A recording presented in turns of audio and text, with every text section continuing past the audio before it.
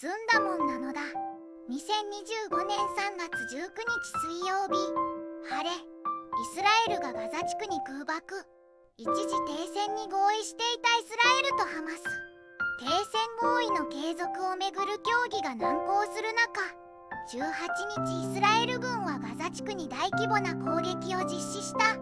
どうすればよいのだろう。話し合いでは解決できないのだろうか。もう寝るのだ。